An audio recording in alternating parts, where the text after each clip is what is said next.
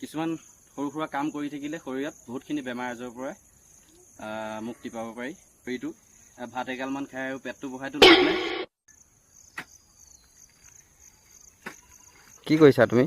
জলকীয়াত কোৰ মাৰিছে। হে? জলকীয়াত কোৰ মাৰিছে। কেইজোপা আছে জলকীয়া? দেখি যায় নহয়।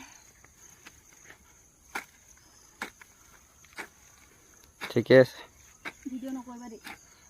ক'ত ভিডিঅ' কৰিছে চোৱাচোন বাৰু। ফটোহে মাৰিছে।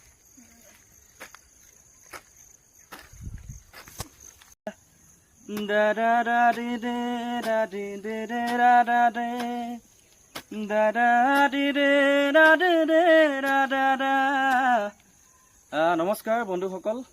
এয়া কোৰ মাৰি আছোঁ। কোৰ মাৰি থাকোঁতেই কথা এষাৰ মনলৈ আহিলে। কথাষাৰ হ'ল এনেকুৱা, আমি সাধাৰণতে আজিকালি ঘৰুৱা কিছুমান সৰু সৰু কাম কৰিবলৈ আমি এৰিয়ে দিলোঁ, আৰু বহুতেও এৰি দিছে।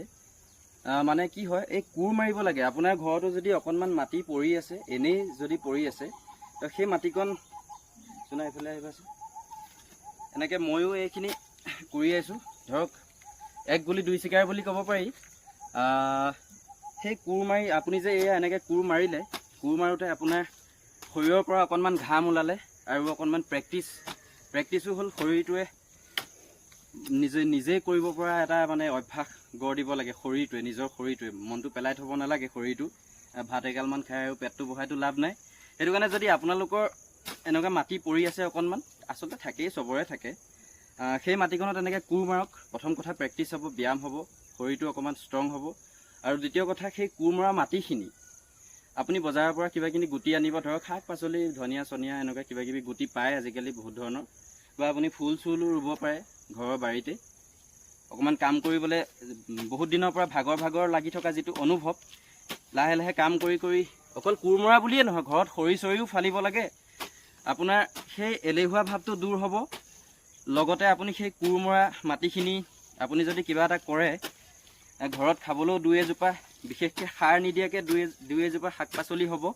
বজাৰততো আজিকালি চব সাৰ দিয়াই বস্তু, গতিকে সাৰ নিদিয়াকৈ আপুনি ঘৰতে দুই এজোপা পাচলিও কৰা হ'ল, আৰু শৰীৰটোকো অকণমান শক্তি দিয়া বুলিয়ে ক'ম, কি বুলিনো ক'ম, মানে এলেহুৱা ভাৱটো দূৰ হ'ব এনেকৈ কৰি থাকিলে। কথা হ'ল সেইটোৱে। এই কৰি থাকোঁতে পটককৈ মনত পৰিলে কথাষাৰ বোলো আপোনালোককো অকণমান জনাওঁ। জনাবলগীয়া কথাও নহয় আচলতে। আজিকালি বহুতে সৰু সৰু কামবোৰ কৰিবলৈ বাদ দিছে, যিবোৰ কাম কৰি থাকিলে আমাৰ শৰীৰত 95% বেমাৰে লগ দিবলৈ সাহস নকৰে। সেনেকুৱা, এইটো মানে মই মোৰ অভিজ্ঞতাৰ ফালৰ পৰা কৈছোঁ। কিছুমান সৰু সুৰা কাম কৰি থাকিলে শৰীৰত বহুতখিনি বেমাৰ আজাৰৰ পৰা মুক্তি পাব পাৰি। Thank you. ভিডিঅ'টো ভাল লাগিলে লাইক এটা কৰি দিব, আৰু আপোনাৰ শ্বেয়াৰ কৰিব নালাগে, লাইক এটা কৰি দিলেই হ'ব, আৰু কমেণ্ট কৰিব।